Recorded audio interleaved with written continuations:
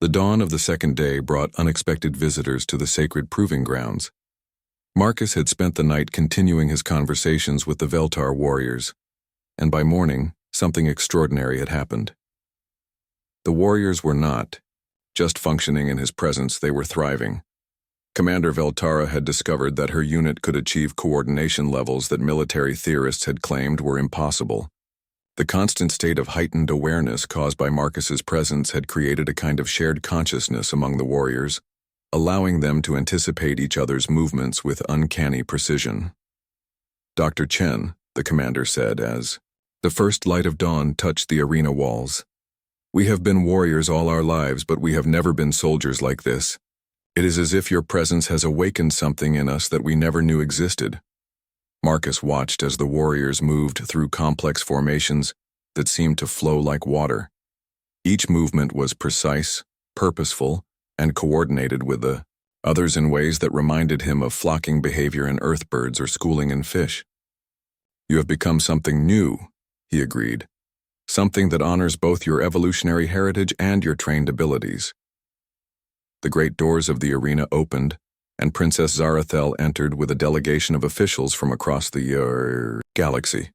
Behind them came representatives from the Galactic Council, their expressions ranging from curiosity to barely concealed fear. And racing ahead of all of them came a small figure that made Marcus's heart lift. "Marcus!" Kira called out, running across the arena floor with the determination of a child who had been separated from her favorite person for far too long. She launched herself into his arms, and he caught her easily, spinning her around as she laughed, with pure joy. The effect on the watching delegates was immediate and profound. Every Veltar in the group froze in place, their genetic programming activating in response to seeing the ultimate predator engaging in protective play behavior with a child. But the warriors who had spent the night with Marcus showed no such reaction. They simply smiled and continued their formations around the reunion. "Impossible," breathed Ambassador Vexhai of the Zephyrian Collective. "How are those warriors still functional?" "Because," Commander Veltara replied, moving to stand beside Marcus with confidence that would have been unthinkable 24 hours earlier. "We have learned something that our species has never known before. We have learned to work with our nature instead of against it." Princess Zarathel approached slowly, her eyes fixed on the warriors who moved with such fluid precision around Marcus and her daughter. "Commander, please explain what has happened here." "Your Highness," the commander said, "Dr. Chen has taught us that being prey species does not make us weak. It makes us aware. It makes us coordinated. It makes us capable of things that predator species cannot achieve because they do not have our evolutionary gifts." High Counselor Mordeth stepped forward, his ancient eyes studying the scene carefully. "You are saying that the human presence has made you stronger warriors, not weaker ones." "Much stronger," another warrior confirmed. "We can fight as one, mind now. We can sense danger before it appears. We can coordinate attacks and defenses with precision that we never achieved in all our centuries of training." Marcus set Kira down, but kept hold of her hand as he addressed the assembled delegates. "What we discovered here is that the relationship between our species is not about dominance or submission. It is about partnership. The Veltar genetic response to humans can be trained and channeled into something beneficial, rather than paralyzing." "Partnership," Ambassador Vexhai repeated skeptically. "You mean humans controlling Veltar through their biological weaknesses?" "No," Kira's clear voice rang out across the arena. The small princess looked up at the ambassador with the fearless directness of childhood. "Marcus does not control anyone. He protects. He teaches. He makes everyone feel safe enough to be their best." Her simple words carried more weight than any political argument. The delegates could see the evidence before them. Warriors who moved with unprecedented skill and confidence in the presence of what their biology told them was the ultimate threat. "There is more," Commander Veltara announced. "Dr. Chen, with your permission, we would like to demonstrate something for the Council." Marcus nodded, and the commander gave a series of hand signals that sent her warriors into motion. What followed was the most impressive display of military coordination that anyone in the arena had ever witnessed. The warriors moved through combat formations that seemed to defy the laws of physics, their individual actions flowing together into patterns of breathtaking complexity and effectiveness. But more importantly, they were doing it all while maintaining perfect awareness of Marcus and Kira's position in the center of their formations. They had learned to protect while they fought, to coordinate their movements not just with each other but with the beings they were defending. "This is what partnership looks like," Princess Zarathel said quietly. "This is what happens when two species stop seeing each other as predator and prey and start seeing each other as complementary." The demonstration continued for an hour, with the warriors showing capability after capability that had never existed in Veltar military history. When they finally came to rest in a perfect defensive formation around Marcus and Kira, the silence in the arena was profound. High Counselor Mordeth was the first to speak. "Dr. Chen, what you have accomplished here changes everything we thought we knew about interspecies relationships. You have taken what appeared to be an insurmountable biological incompatibility and transformed it into the foundation for unprecedented cooperation." "It was not just me," Marcus replied. "The Veltar warriors did the hard work of adapting and learning. I simply provided a different perspective on what their reactions might mean." Ambassador Vexhai looked around the arena with new understanding. "The implications go far beyond military applications. If humans can help other species unlock hidden potential through managed biological responses, the possibilities are limitless." "Which brings us to the Council's decision," High Counselor Mordeth announced. "Based on what we have witnessed here, humanity will not only remain in the Galactic Council, but will be offered a new role entirely." Marcus felt Kira squeeze his hand excitedly. "What kind of role?" "Humanity will become the first symbiotic partner species in Council history," the High Counselor explained. "Rather than being just another member species, humans will be paired with species that show complementary biological or psychological traits. The goal will be to help each species achieve capabilities that neither could reach alone." "Princess?" Zarathel smiled, the first genuinely relaxed expression Marcus had seen from her since the crisis began. "The Veltar Parliament has already voted unanimously to request humanity as our permanent symbiotic partners. We want to explore what our species can accomplish together. And I," Commander Veltara added, "have been authorized to request that Dr. Chen accept the position of first human Veltar military liaison. We have much to learn from each other." Marcus looked down at Kira, who was practically bouncing with excitement. "What do you think, little princess? Should I stay and help your people learn new things?" "Yes," she declared with absolute certainty. "And I want to be your apprentice. I want to learn how to think like a predator so I can protect people too." The laughter that rippled through the arena was warm and genuine. In the space of a week, what had begun as a political crisis had transformed into the foundation for an entirely new form of interspecies cooperation. As the delegates began making plans for humanity's new role in galactic society, Marcus realized that sometimes the greatest discoveries came from the simplest acts. He had seen a child in danger and acted to protect her. Everything else had flowed from that one moment of instinctive compassion. "Marcus," Kira said, tugging on his hand, "when we are partners, does that mean you will teach other species how to be brave too?" Marcus looked out at the gathered representatives, seeing curiosity and hope beginning to replace the fear and suspicion that had dominated galactic politics for the past week. "I think, little one, that we are going to teach each other all kinds of new things." The sacred proving grounds had witnessed the birth of something unprecedented in galactic history, a true partnership between species that honored both their strengths and their limitations. And at the center of it all stood a human scientist and an alien princess, proving that sometimes the greatest bridges are built not through grand gestures but through simple acts of kindness between unlikely friends. The royal palace of the Veltar was unlike anything Marcus had ever seen. The walls seemed to flow like water frozen in time, their surface shimmering with colors that shifted as he walked past. The ceiling arched impossibly high above them, decorated with what looked like constellations that moved slowly across the surface in patterns that hurt his eyes to follow for too long. Little Kira had not let go of his hand since they left the plaza. She walked beside him with the quiet determination of a child who had decided that this strange alien was her source of safety in a world that had suddenly become dangerous. Marcus found her trust both touching and concerning, especially given how everyone else seemed to react to his presence. The important female, who had introduced herself as Princess Zarathel during the walk to the palace, moved ahead of them, with her guards.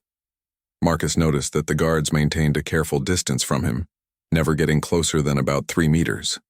They moved in a way that reminded him of his old dog back on Earth when it encountered something it could not understand, alert but ready to flee at any moment. "Dr. Chen," Princess Zarathel said as they entered a large chamber filled with floating displays and complex equipment. "Please sit wherever you feel comfortable. Kira, you may stay close to him if you wish." Marcus settled into what looked like a chair, though it adjusted itself to his body in ways that Earth furniture definitely did not. Kira immediately climbed up beside him, curling up against his side with the casual affection that children showed to adults they trusted completely. The princess took a position across the room, and Marcus noticed that she chose a spot that kept significant distance between them. Several other Veltar entered the chamber, their clothing marking them as scholars or scientists of some kind. They carried various devices and moved with the careful precision of people conducting an important experiment. "Before we begin," Princess Zarathel said, "I must ask you something that may sound strange. Have you noticed anything unusual about how my people react to humans?" Marcus thought about it carefully. "I have been on your world for 3 months and most Veltar have been very welcoming. Today was the first time I have seen anything like what happened in the plaza. Everyone seemed to freeze when I protected Kira." "Not just freeze," one of the scientists said, his voice carrying a note of amazement.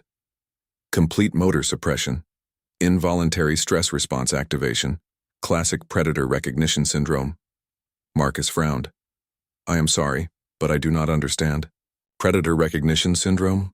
Princess Zarathel gestured to the scientists who began activating their floating displays. Images appeared in the air between them, 3-dimensional projections that showed various creatures from what Marcus assumed was Veltar evolutionary history.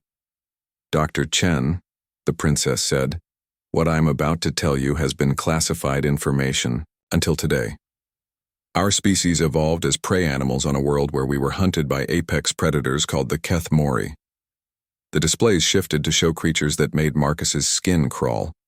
They were roughly humanoid in shape, but moved with a fluid, deadly grace that spoke of millions of years of evolutionary refinement toward the perfect killing machine. Their eyes faced forward like those of Earth predators, and their limbs were long and powerful. "The Keth Mori hunted in packs," the princess continued. "They were intelligent, patient, and absolutely ruthless. They would track their prey for days, using sophisticated tactics to separate individuals from the safety of the group. Our ancestors survived by developing an instant freeze response when confronted by a Keth Mori. Sometimes, staying perfectly still was the difference between life and death." Marcus studied the images, beginning to understand what she was leading up to. "But these creatures are extinct, correct?" "They have been gone for over 2 million years, another scientist confirmed. "But the genetic memory remains burned into our DNA. The response is so deeply embedded that it overrides conscious thought when triggered. And I triggered it," Marcus said quietly. "More than triggered it," Princess Zarathel replied. "Dr. Chen, when our scientists first studied humans before your species joined the Galactic Council, they noted certain similarities to the Keth Mori: forward-facing eyes, persistence hunting adaptations, pack coordination instincts. But we believed these were superficial resemblances." The displays changed again, now showing side-by-side comparisons. Marcus felt a chill as he saw images of ancient Keth Mori next to anatomical diagrams of humans. The similarities were undeniable. "We were wrong," the princess said. "Humans do not just resemble the Keth Mori. In terms of predator characteristics, you have exceeded them in every measurable way." One of the scientists stepped forward, though he maintained his careful distance. "Dr. Chen, may I ask you to describe what went through your mind when you saw Kira being chased?" Marcus thought back to those crucial seconds in the plaza. "I saw a child in danger. I did not think about it. I just moved to protect her. It seemed like the natural thing to do." Natural. the scientist repeated, making notes on a floating display. Instinctive protective behavior toward young of other species. Classic apex predator trait, but taken to an extreme we have never observed. I do not understand, Marcus said. How is protecting children an extreme trait? Princess Zarathel leaned forward slightly, though she still maintained her distance. Dr. Chen, the Keth Mori would protect their own young, but they showed no mercy to the young of their prey species. In fact, they often targeted the young deliberately because they were easier to catch. But humans, another scientist added, show protective instincts toward the young of completely different species, alien children. This behavior makes no evolutionary sense from a survival standpoint, yet it appears to be universal among your people. Marcus looked down at Kira, who had fallen asleep against his side during the conversation. Her small hand was still gripped tightly around one of his fingers. It just feels right, he said simply. That response, Princess Zarathel said softly, that immediate, unthinking protective instinct toward a child of a different species triggered something in every Veltar who witnessed it. Our genetic programming told us we were seeing the ultimate predator, but that same predator was protecting rather than hunting. It created a feedback loop in our nervous systems. Is that why everyone froze? Not just froze. Dr. Chen, for a period of approximately 47 seconds, every Veltar within 200 meters of you experienced complete motor function suppression. We literally could not move. Our higher brain functions were overwhelmed by genetic programming that was both screaming danger and detecting behaviors that contradicted everything our DNA told us about apex predators. Marcus absorbed this information slowly. So when I step in to protect someone, I accidentally activate an ancient fear response in your people. More than fear, the scientist said. Awe, confusion, a complete reorganization of threat assessment protocols. Dr. Chen, you have to understand. We have never encountered a species that triggers our deepest evolutionary fears while simultaneously demonstrating the protective behaviors we associate with the safest possible beings. Your people see me as a monster that acts like a guardian, Marcus said, finally understanding. Exactly. And that contradiction has just created the biggest political crisis in Galactic Council history. Princess Zarathel activated another display, this one showing communications from across the galaxy. Message after message scrolled past, all marked with urgent priority codes. Word of what happened today has already reached the other council worlds, she said. Every species wants to know the same thing. If humans can accidentally paralyze an entire Veltar population center just by acting on protective instincts, what else might your species be capable of? Marcus felt Kira stir against his side, and he gently adjusted his position to make her more comfortable. The simple gesture caused every Veltar in the room to take an involuntary step backward. I am beginning to think, Marcus said quietly, that this is going to be a much bigger problem than anyone realized. Dr. Chen, Princess Zarathel replied, her voice grave. You have no idea how right you are. Marcus woke to the sound of urgent voices outside his guest quarters in the palace. 3 days had passed since the incident in the plaza, and each day had brought new complications. Kira had insisted on sleeping in the room next to his, and the palace staff had accommodated her request despite the obvious nervousness it caused them.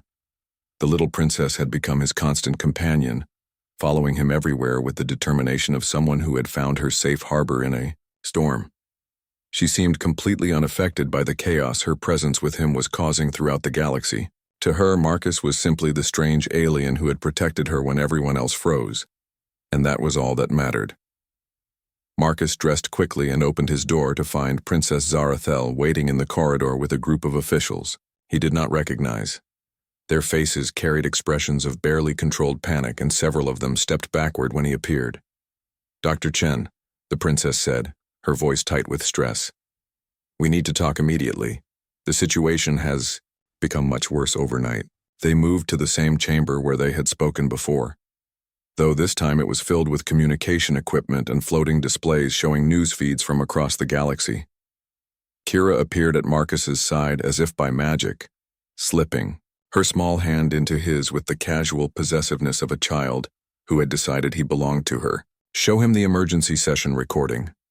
Princess Zarathel instructed one of the technicians. A large display activated, showing the interior of what Marcus recognized as the Galactic Council chambers. Representatives from dozens of species filled the vast space, and the noise level indicated heated debate. The camera focused on a tall insectoid being that Marcus knew was Ambassador Vexhai of the Zephyrian Collective. "The implications are clear," the ambassador was saying, his translated voice carrying obvious agitation. "If humans can accidentally disable an entire Veltar population center simply by behaving naturally, what happens when they decide to act with purpose? What happens when they get angry?" The display switched to show another representative, this one from a species Marcus did not recognize. The Veltar claimed this human showed protective instincts toward an alien child. But how do we know this was not a calculated demonstration? How do we know they are not testing their power over us? "Because," came a familiar voice, and Marcus saw his own ambassador, Sarah Chen, standing to address the assembly.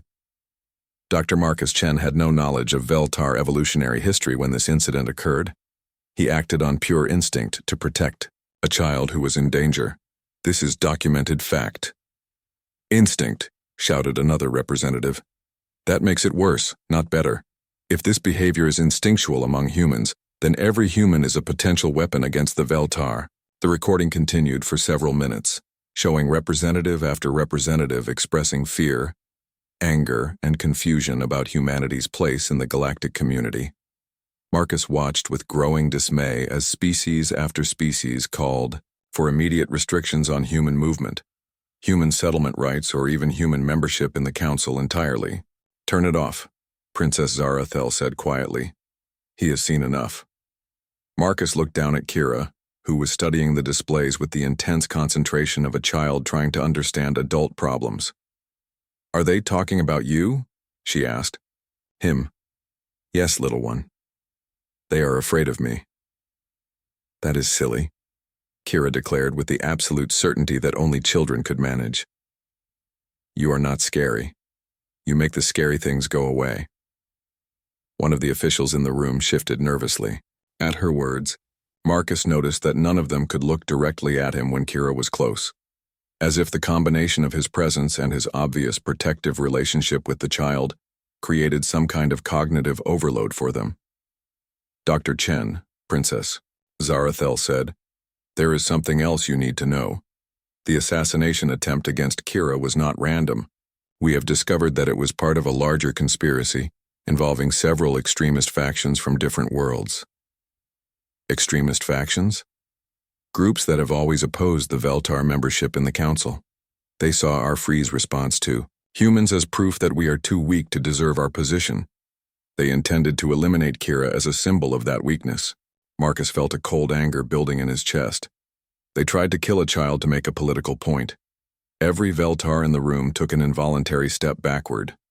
Marcus realized that his emotional state was somehow affecting their response to him, making their freeze reaction even stronger. "What you just felt," Princess Zarathel said carefully. "That protective anger, every Veltar in this room experienced it as a threat response more intense than anything our species has ever recorded. Dr. Chen, when you become angry on behalf of someone you are protecting, our genetic programming interprets it as a hunting predator preparing to attack." Marcus took a deep breath and forced himself to calm down. As he did, he noticed the tension in the room decrease slightly. "I am sorry. I did not mean to frighten anyone." "You did not frighten us," one of the scientists said. "You activated every single survival instinct we possess simultaneously. The difference is important." "Dr. Chen," Princess Zarathel continued, "the extremist groups are not giving up. They see the galactic reaction to your abilities as an opportunity. They are spreading rumors that humans are preparing to use their effect on us as a weapon. They claim that your protection of Kira was a demonstration of power, not genuine care." "That is ridiculous. Is it?" The question came from a new voice. Marcus turned to see an elderly Veltar entering the chamber, his silver skin bearing the deep markings of extreme age and wisdom. "Dr. Chen, I am High Counselor Mordeth. May I ask you a question?" "Of course. If someone threatened Princess Kira while you were present, What would you do? Marcus looked down at the small child who was watching the conversation with bright, intelligent eyes. The answer came without hesitation. I would stop them. And if they persisted, I would stop them permanently. The High Counselor nodded, slowly. And there, Dr. Chen, is why half the galaxy is terrified of your species. You have just calmly stated that you would kill to protect a child that is not even your own species. Meanwhile, every Veltar in this room is experiencing a genetic response that tells them you have the capability to do exactly that. Marcus began to understand the scope of the problem. So when I express protective instincts, your people simultaneously recognize me as both guardian and ultimate threat. Precisely. And that contradiction is tearing our society apart. Half of our parliament wants to declare humanity our closest allies. The other half wants to demand your immediate removal from council space. What about the other species? Princess Zarathel activated another display, showing current political positions across the galaxy. The Zephyrians are calling for immediate human quarantine.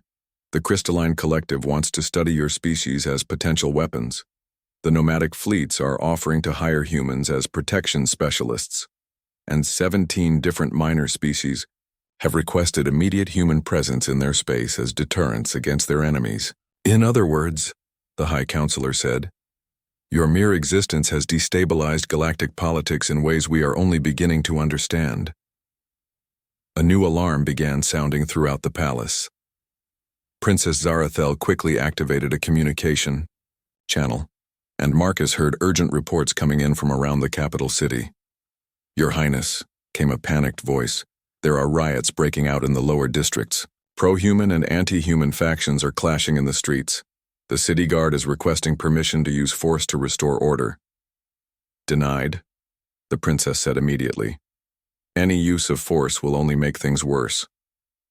She turned to Marcus, with an expression of desperation. Dr. Chen, I am afraid we are running out of time. The extremists are using the galactic reaction to turn our own people against each other. Marcus felt Kira's hand tighten in his as the sound of distant shouting reached them through the palace walls. What can I do to help? That, said High Counselor Mordeth, is exactly what we need to figure out. And we need to figure it out before someone gets killed in your name. The Galactic Council had made their decision.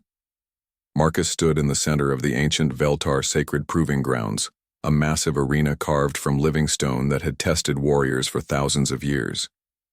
The morning sun cast long shadows across the circular space, and the silence was broken only by the sound of his own breathing.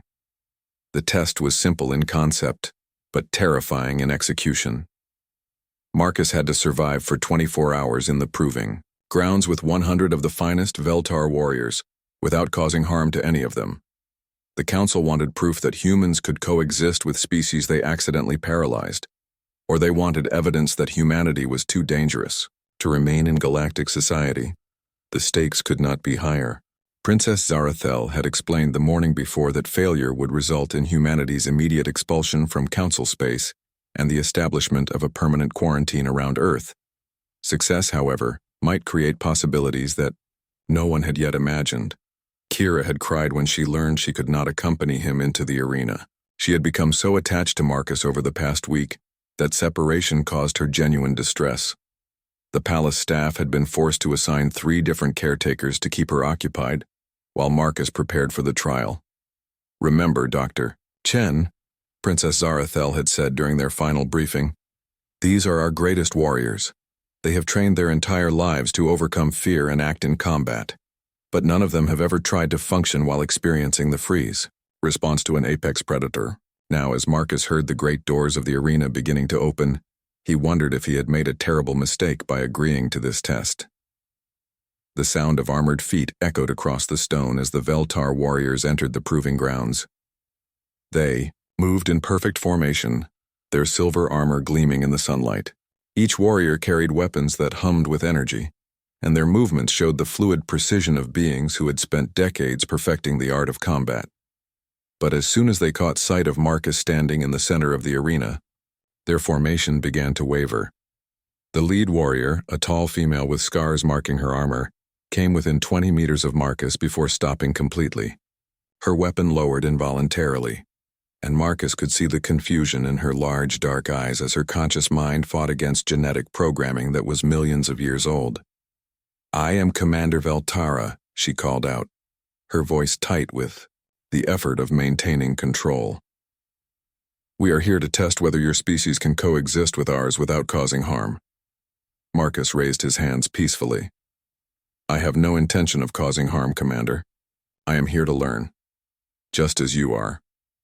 The words seemed to have an effect on the warriors.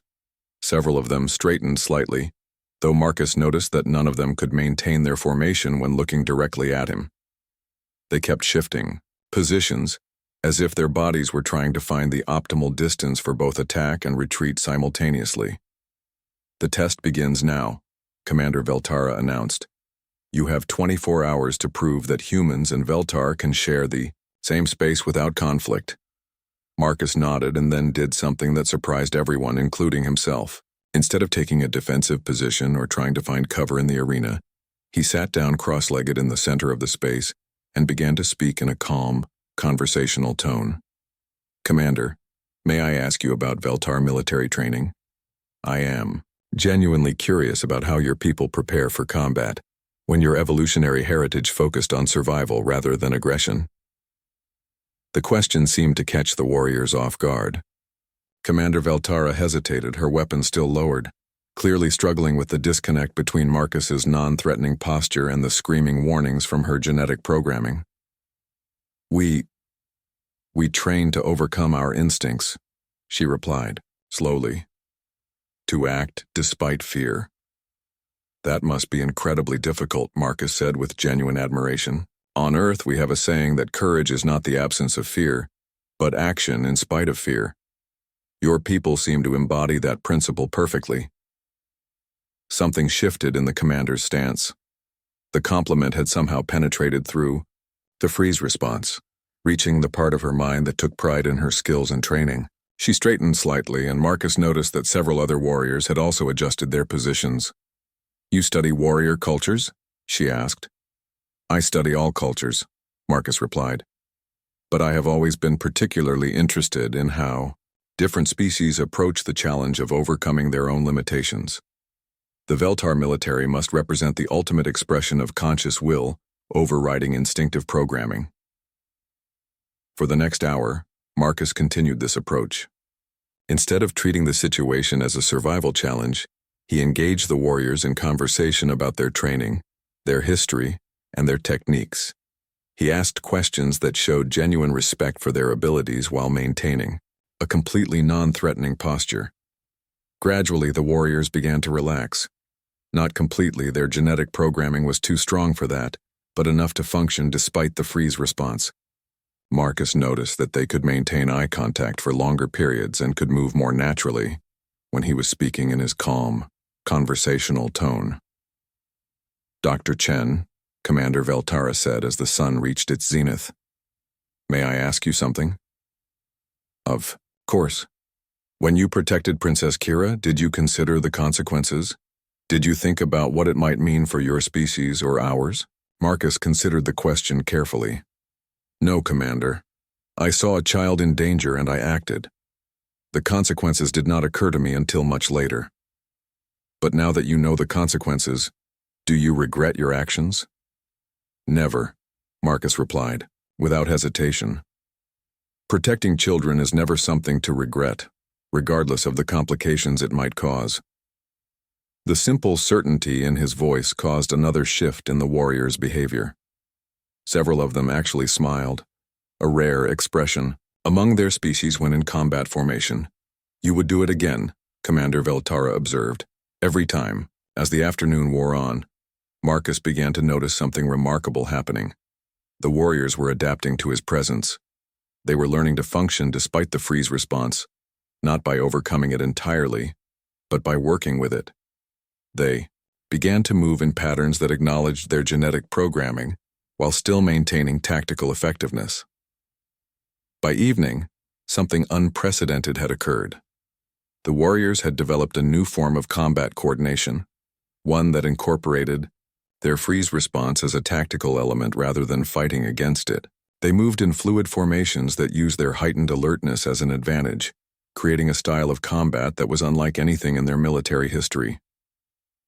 "Dr. Chen," Commander Veltara said as night fell, "I must tell you something. In all our centuries of military training, we have never achieved this level of coordinated precision. The presence of an apex predator has somehow made us better warriors, not worse ones." Marcus looked around at the warriors, who had formed a protective circle around him without conscious intent. They were functioning as a unit in a way that honored both their evolutionary programming and their trained abilities.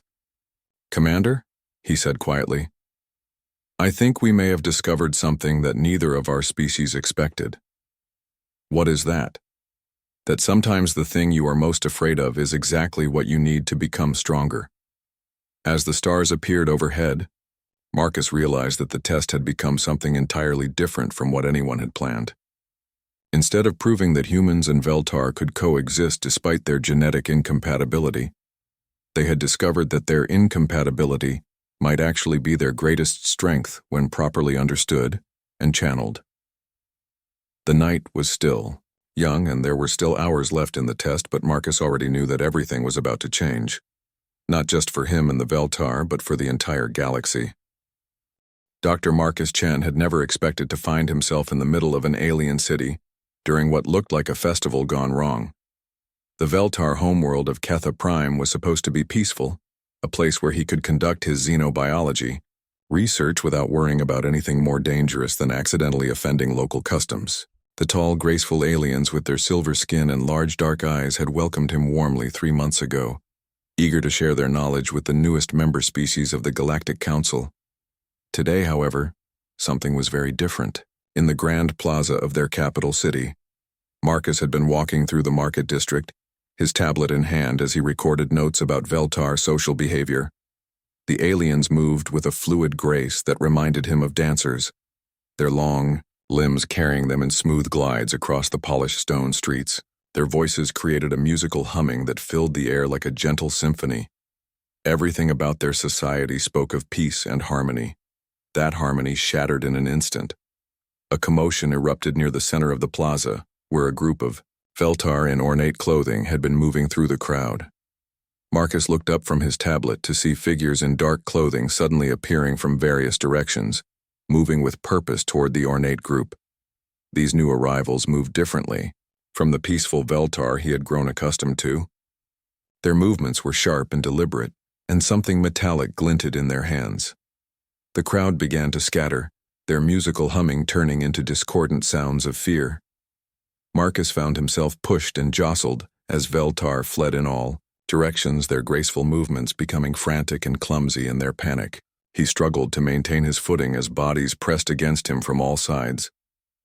Through the chaos, Marcus saw something that made his heart skip. A small figure had broken away from the ornate group at the center of the disturbance.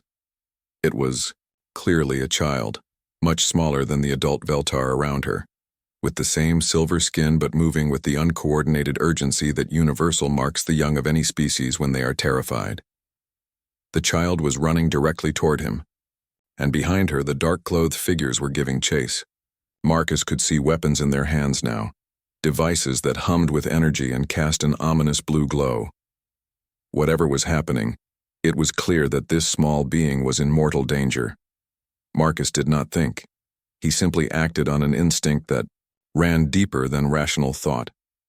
As the child reached him, stumbling and clearly exhausted from her desperate flight, he stepped forward and spread his arms wide. The little Veltar collided with his legs and immediately wrapped her thin arms around them, her whole body shaking with fear. The pursuing assassins came to an abrupt halt just 5 meters away from Marcus and the child. Their weapons, which had been raised and ready to fire, slowly lowered as they stared at him with what looked like complete bewilderment. Marcus stared back, his own heart racing, but he kept his arms spread wide and his body positioned between the child and her would-be killers. Something strange was happening. The assassins were not just hesitating, they looked genuinely confused, as if they had suddenly forgotten what they were supposed to be doing. One of them raised his weapon again, then lowered it once more, his large, dark eyes blinking rapidly. as he stared at Marcus. But it was not just the assassins who had stopped. Marcus became aware that the entire plaza had fallen silent. The fleeing crowd had come to a standstill, every single Veltar in sight standing perfectly still and staring at him. Even the royal guards who had been pursuing the assassins had frozen in place, their own weapons hanging uselessly at their sides. The silence stretched on, broken only by the rapid breathing of the small child clinging to Marcus's legs and the distant hum of the city's machinery. Hundreds of pairs of large dark eyes were fixed on him, with an intensity that made his skin crawl. It was as if every Veltar in the plaza had suddenly forgotten how to move. Marcus cleared his throat, the sound unnaturally loud in the strange quiet. "Is everyone all right?" he asked, his voice carrying further than it should have in the stillness. "The child is safe now." At the sound of his voice, several of the nearest Veltar took an involuntary step backward. The motion seemed to break, whatever spell had held them, and gradually the crowd began to move again, but with a caution that had not been there before. They kept their distance from Marcus and the child, forming a wide circle around them as if afraid to come too close. The assassins looked around in apparent confusion, then at each other, then back at Marcus. One of them tried to take a step forward, but his movement was jerky and uncertain, as if he was fighting against his own body. After a moment, they seemed to give up entirely, holstering their weapons and melting back into the crowd with the same swift efficiency with which they had appeared. The royal guards were the next to recover, though their movements remained cautious and uncertain. They approached slowly, their weapons lowered but not put away. Marcus noticed that they kept their eyes fixed on him rather than looking directly at where he stood, as if they could not quite bear to focus on him completely. "Human Marcus," one of the guards called out, his voice carrying the musical quality typical of Veltar speech, but with an undertone Marcus had never heard before. It sounded almost like fear. "Please remain still. Do not make sudden movements." Marcus found the request puzzling, since he had not been planning to make any sudden movements anyway. The child was still clinging to his legs, and he could feel her small body beginning to relax slightly as the immediate danger passed. He reached down slowly and gently patted her head, trying to offer what comfort he could. The gesture caused another ripple of reaction through the watching crowd. Several Veltar took another step back, and Marcus heard a low humming sound that he had learned indicated distress or confusion among their species. "I am still," Marcus said calmly. "The child seems unhurt, but she is frightened. Should I move away from her so you can take her to safety?" "No." The response came not from the guards, but from a new voice, one that carried the unmistakable tone of authority. Marcus turned his head carefully to see a group of Veltar in even more elaborate clothing approaching. At their head was a tall female whose silver skin bore intricate markings that Marcus recognized as indicators of high social status. This newcomer moved with more confidence than the others, though Marcus noticed that she too kept a respectful distance. "Do not move away from Kira," she continued, her voice tight with what sounded like barely controlled emotion. "She is safe where she is." "Kira?" Marcus looked down at the small child, who was now looking up at him with eyes that seemed impossibly large even by Veltar standards. "Is that your name, little one?" The child nodded and pressed herself closer to his legs. When she spoke, her voice was barely above a whisper, but it carried the same musical quality as the adults of her species. "You are not afraid," she said, the words more statement than question. Marcus smiled down at her. "Should I be afraid?" "Everyone else is," Kira replied with the straightforward honesty that seemed to be universal among children regardless of species. "They cannot move when you are protecting me. Why are you different?" It was a good question, and Marcus found himself without a good answer. He looked up at the elaborate female who was clearly someone important, possibly Kira's mother based on the resemblance and the obvious concern in her voice. "I am afraid I do not understand what is happening here," he admitted. "Could someone explain why everyone seems so frightened?" "The child is safe now." The important female exchanged glances with her companions, and Marcus caught what looked like surprise in their expressions. After a long moment, she spoke again. "You truly do not know," she said, and it was not a question. "Come then, Dr. Marcus Chen of Earth. There are things you must learn about your species and mine, things that will change how you see yourself and how the galaxy sees humanity." As she spoke these words, Marcus felt the small child's grip on his legs tighten once more, and he found himself wondering what exactly he had stumbled into by simply doing what felt right.